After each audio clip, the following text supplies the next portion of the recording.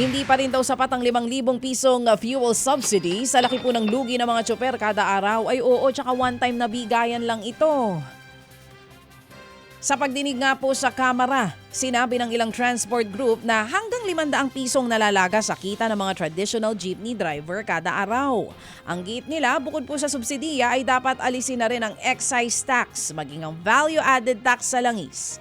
Ganito rin daw ang panawagan ng mga bumabiyahe gamit ang modern jeeps. Sa laki daw kasi nang nawawala sa kanilang kita, may mga ilang hindi makabayad sa bangko para sa kanilang mga jeepney units.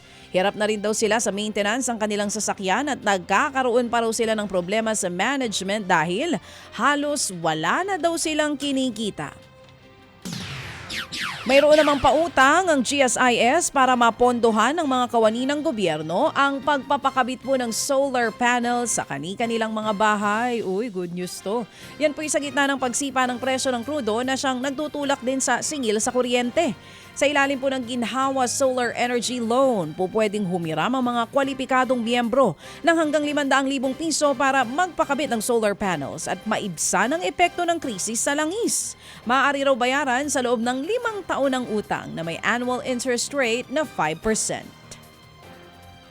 Suporta naman po ng mga stakeholder lamang daw ang kinakailangan ng Philippine Ports Authority o PPA para matanggal ang mga nakatenggang container sa private container yard.